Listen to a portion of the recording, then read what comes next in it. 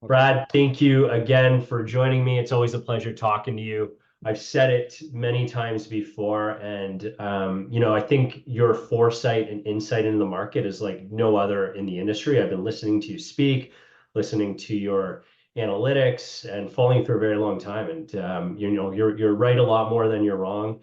In fact, I don't really hear you say a lot of things that end up being wrong. So it's always a great opportunity to have you on. I want to jump right into it because, there's obviously a ton of questions about the current market. You've got a really, really exciting project in a neighborhood in Mississauga that, has a ton of demand, but really no new housing in many, many years. So I can't wait to hear more about that. So let's just jump right into it. Sure. For those of you who don't know me, I'm Ryan Coyle, CEO and owner of Connect.ca Realty, One Day Money, which is our private lending division, Marco Property Management, and Canadian Real Estate Wealth Magazine. I've been a real estate broker now for just getting to 19 years, an award-winning team of realtors who many of you have worked with or hopefully will work with. We've created over $2 billion of new wealth for Canadians over the 19 years we've been doing this. And I've got a real estate portfolio valued at over $37 million with over 40 doors. And knowing at a young age that a regular pension would not give financial freedom, I became obsessed with everything to do with real estate investment. It's interesting. Right before we jumped on this call, Brad, I was going through articles, and Justin Trudeau. There's a headline in the Globe and Mail, and he completely shifted from housing needs to be more affordable to this headline of housing is necessary to remain high because it has to act as a pension for Canadians.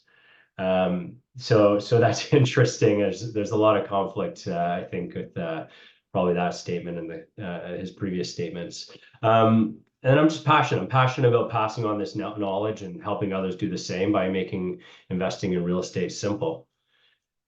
And also bringing on expert guests like you. So if you don't mind, you want to give us a quick intro, Brad? I started off as a real estate agent. I mean, in real estate, I did something before that. I was an engineer, but I started off as a real estate agent, investor, then a real estate agent, then a real estate broker. At this point, I'm a developer. I've been doing it since, I've been involved in real estate investing since about 85, 86. An agent since 88, a broker since 95, developer since 2000. And, without going into the details, where we are today is I've built over $2 billion of development around Canada in Montreal, Ottawa, Hamilton, Calgary, and Toronto. And we have $8 billion in our pipeline right now, more than 4 times what we've done in the previous 20 years. We're going to do in the next 5 years. And so we will be ramping up to being one of the largest high-rise companies in Canada this year. We plan on. That's incredible. Congrats. Yeah.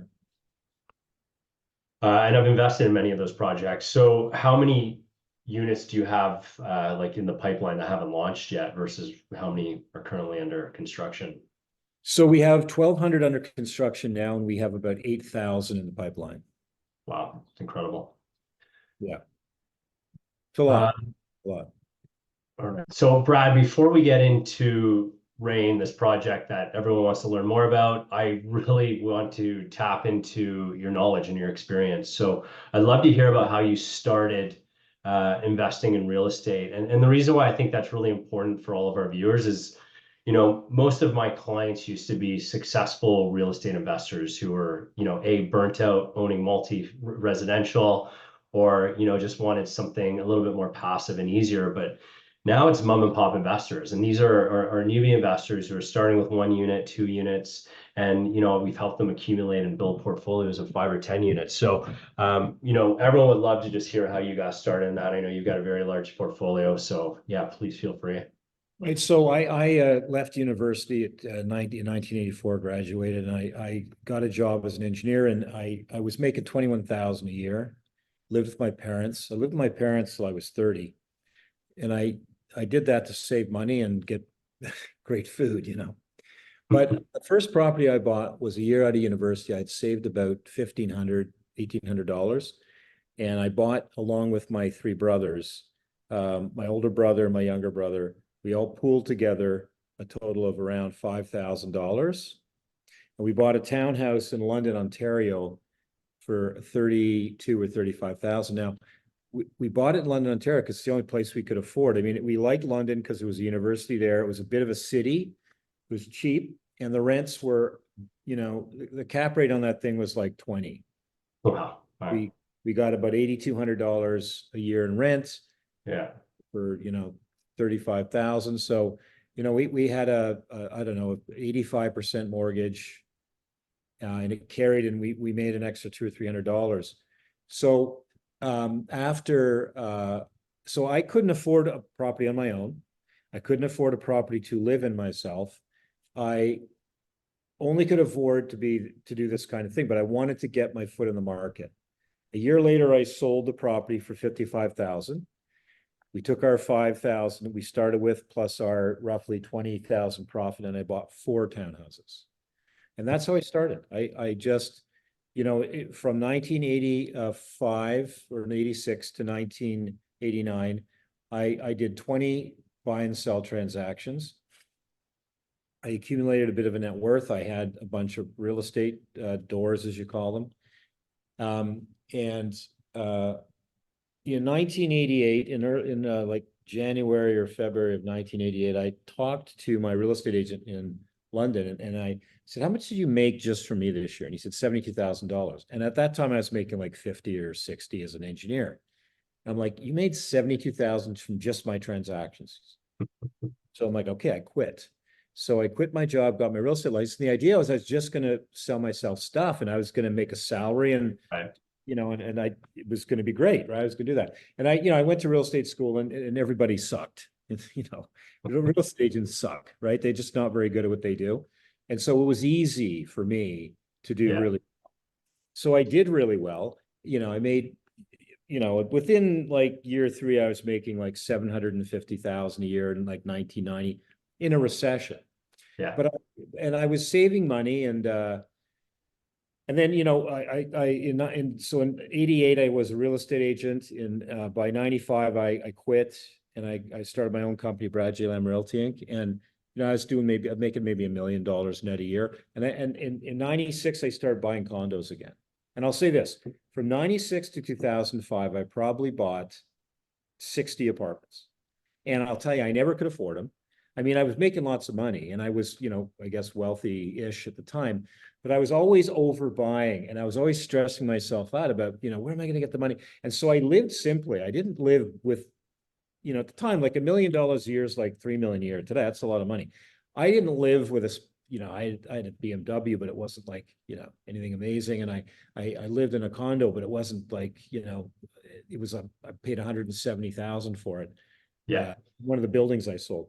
So I lived simply. I put all my money into real estate, and after, you know, from 1990 to 2000, at that point I became worth about $10 million, and I decided I was going to get into development, and I did do a lot of development work with other developers as their selected broker choice. All the deals flowed through me. I helped the developers get it all together and figure it out and design it and whatever. Offered a lot of very high-end services that other guys didn't do, because I really knew the product that people wanted. So, and I have fairly good taste. So I was able to steer developers who mostly have terrible taste into good buildings. Peter Fried's of the world, the Harhays of the world, the Mark and Barry's of the world. You know, these guys, you know, really didn't have a lot of style. So I sort of got them all to do this modern, lofty type stuff. And I always bought 2, 3, 4, 5 units in the buildings. Yeah. So when I decided to develop, so I started with partners, guys that I was working for, as I was the broker for them.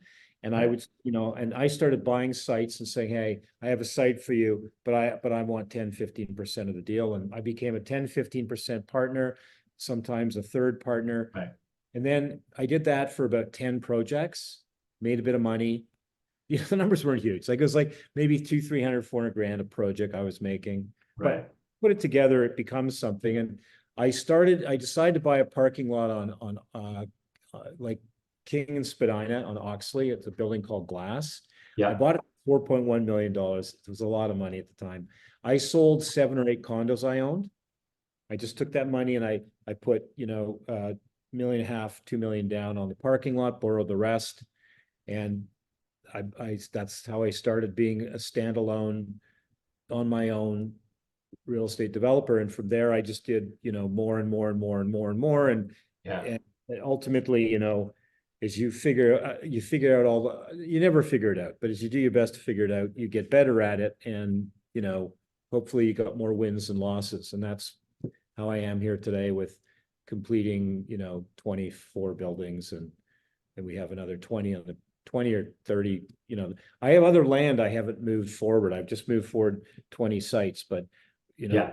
I've probably 40 more buildings in me in the next Wow. 12 years. Yeah. That's incredible.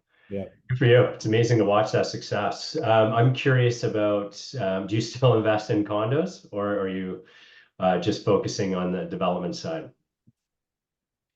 Well, yeah, no, I can't help buying a couple I mean, I'll tell you, in the past, I bought as many as 60 units in my buildings, and then I would sell 30 or 40 before it closed, like assigning them, and then close on 20. And the 20 was all paid for entirely by the 40 I sold, and I had basically free 20 condos.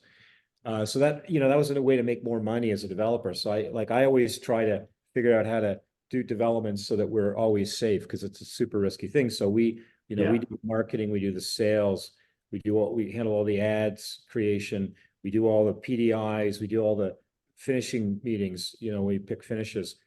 We do the development, we do the construction. I do all the loan guarantees, like all of that. And all of that is usually hire third parties for a lot of that. It's all fee-based, right? So it allows us to be a little bit more safe in a very unsafe world. Yeah.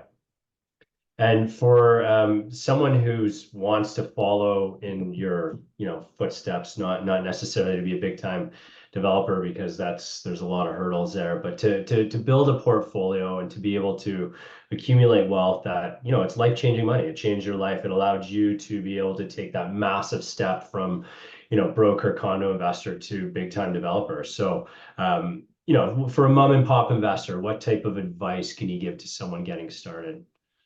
Well, when I was through the 90s, from like 96 to 2000, when I bought about 60 apartments, um, if I had just held on to all those apartments, it's 25 years later, more or less, I would have a $60 million net worth just with those, right? Right.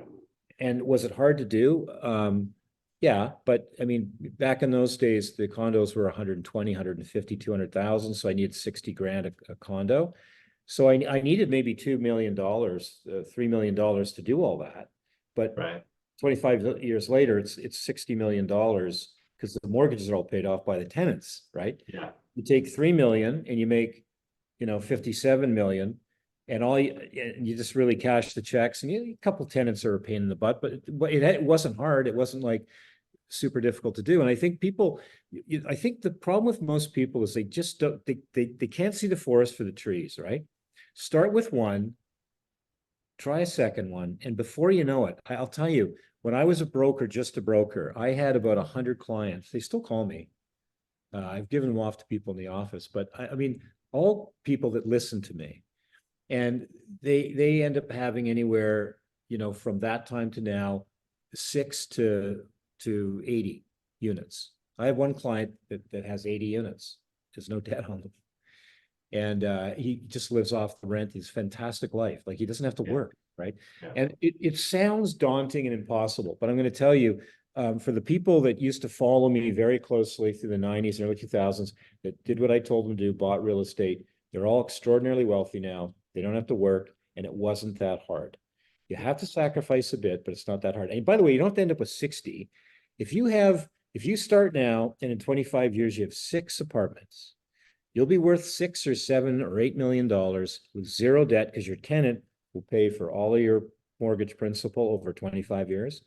And that will afford you a life that's equivalent today of $200,000 a year, right? So if you create that kind of wealth, $8 million in 25 years, that's the same thing as being able to spend today $200,000 on your lifestyle. And for retirement in today's world, I mean, maybe it's not fantastic in Toronto, but you could move somewhere and for 200,000 a year, have a great life, right?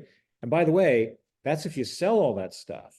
But if you just keep it rented, you know, you can probably avoid selling that property for a bit longer by living off the rents. And then you might end up with $9 or $9.5 million when you decide to sell everything and retire and capitalize into some kind of RIF or other instrument. Annuity, yeah. Yeah. Yeah, that's awesome. I find, you know, especially, you know, there's people in the market right now. It's a tough market. It's a soft market. And, you know, there's a mindset, I think that, you know, I don't know if people have been misguided or what it is, but, you know, people expect to make money overnight. And anytime I've ever invested in a condo, I'm always looking at the 25, 30-year outlook. I'm like, okay, it doesn't matter what it's worth next year. It doesn't matter what it's worth tomorrow.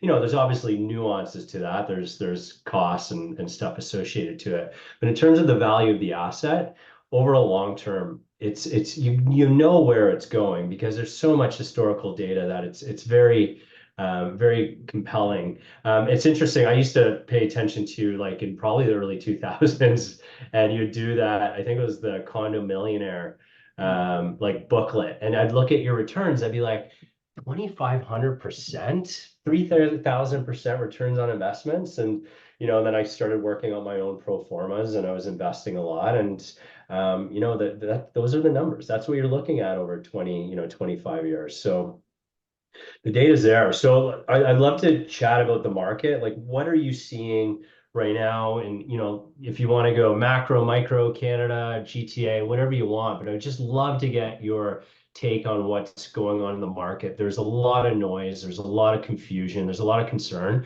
Rates are, you know, people are burnt out. So I'd just love to see where you think things are at and where things are going.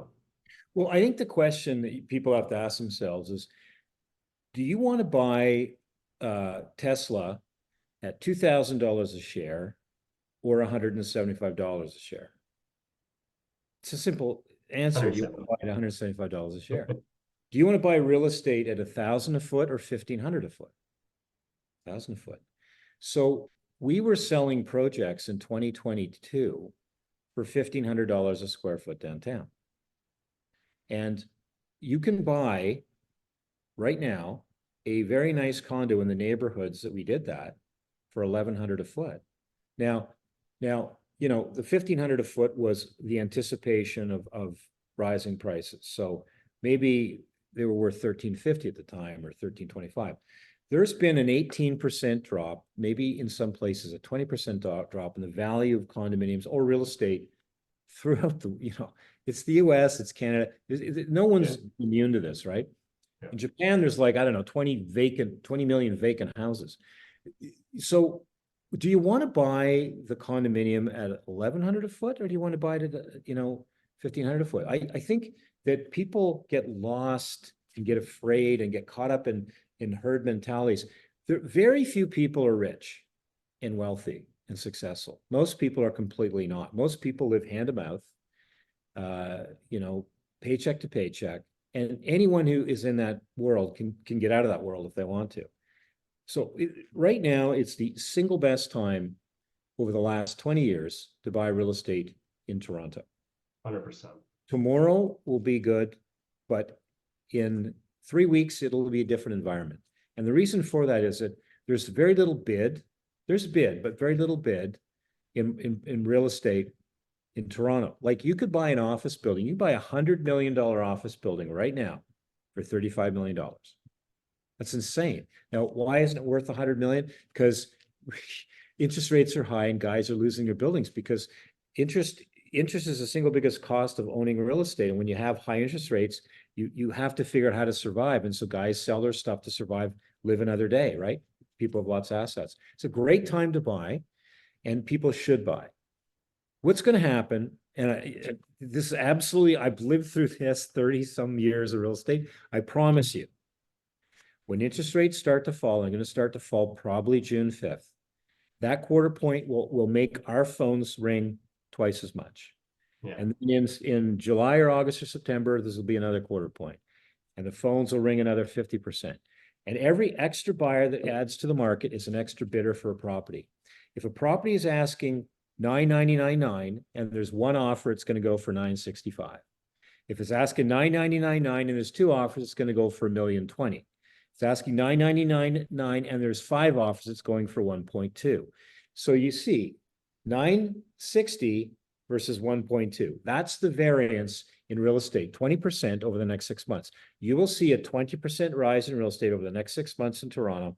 You'll see people selling projects in September, October, November, again, for $1,600 a foot, and they're going to sell out. And all of the stupid lemmings are going to run over the cliff again. And what they should have done is bought now. I'm not saying they shouldn't buy then, they should, because we have a situation in Canada where our prime minister, God bless him, one thing he did that maybe was trying to improve the betterment of life for Canadians is we need more people, right? We're not reproducing enough.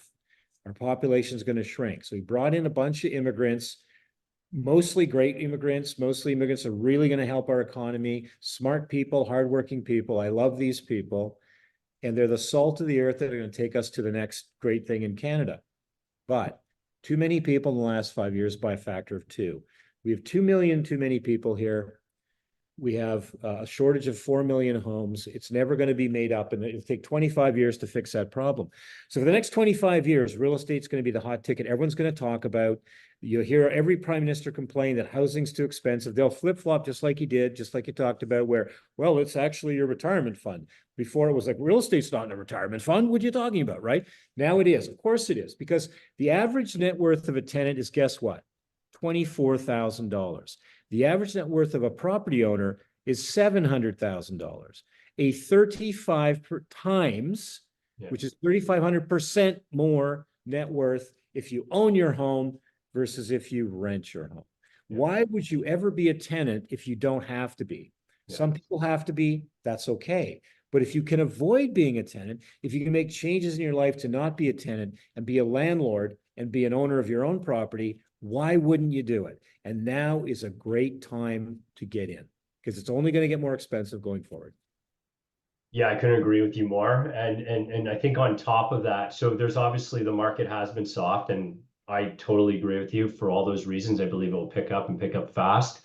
But there's inventory to work through, and that'll take, maybe a month, 2 months, maybe 6 months. You know better than me. But what I find interesting when you look at the data in terms of new home sales and forecasted completions, I was looking at some data provided by Zonda the other day. In 2028, the expected completions in the GTA is 8,000, around 9,000 units. And in 2029, it's 1,800 units. Now, things will be pushed back and that number will increase. Maybe a project will launch at the end of this year and sell out and be ready in 2029. It'll change. But the reality is this is what I call the perfect storm. And the reason why I say that is because it has been a very challenging time for this short period of time. But what it's doing is it's creating so much opportunity and I think returns in the future for investors. Yeah, if you're a patient investor in real estate, any investor should be patient. Right. You're not going to get rich quick. If you're a patient investor, real estate, I tell you, man, what is a $500,000 condo now in 10 years is $1 million condo. A studio apartment will be $1 million in Toronto in 10 years.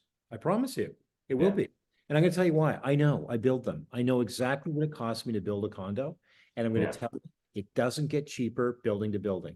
The next building, this one we're doing Rain, it will be more money than the last one I did. And that's because nobody takes a pay cut. The drywallers want more money. The guys that make brick want more money. The cities need more money because they're broke. So who pays for that? We pay for that through taxes and higher costs. So the smart people are buying real estate now. That you should buy now. And listen, when you buy a new building, you're right, it's 4 years, 5 years, maybe 6 years away for a tower. interest rates, like by the time you close on these condos, the values will be up 20, 25, 30%. But not only that, interest rates will be low. They're going to be low. They've decimated, they've absolutely, with COVID and this interest rate stuff, destroyed the economy. It's now got to rebuild, and it's going to take another 8, 10 years to rebuild to the next peak. 2035 is the next time to worry about, a recession. So you got a good 10-year run here. And even if there's a recession, it's for a year. You got a good 10-year run, and forever, real estate prices in Toronto are only, anywhere in Canada, only going to get more expensive. That's awesome. Let's talk about your new building. I'm just going to. All right. Well, I mean, obviously, it's always an opportunity to have you speak, and thank you for your insight. I value it greatly. I'm really excited about this project. We've been pre-marketing it. The response has been incredible, and this is a type of market where responses aren't, that strong this day and age. I think a lot of it has to do, obviously, you build great projects, but maybe walk me through the project. Let's walk through Streetsville, because this is a very unique project for a very unique neighborhood. So I'd love to hear what's the idea, the creativity, and the vision behind this.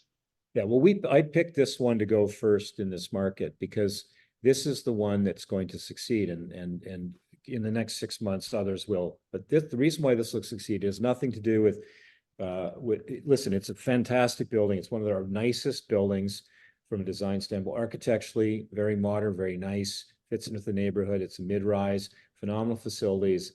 But the reason why this is going to do well, or I think it will, knock on wood, right? I hope it does. But I think the reason it will, and we have like 1,100 people already that reached out to us. And, like that's a lot, right? Because, generally end users don't really call about projects anymore. We have 600 end users live in the neighborhood. And so why this is going to do well, I think, is because there's never been a scale condo in Streetsville. This is it. Yeah. And there's room for another 3 or 4 or 5 of this scale. There's also room for some mid-rise, some low-rise further down into Streetsville. But to get this kind of size, it's going to be in this part of Streetsville.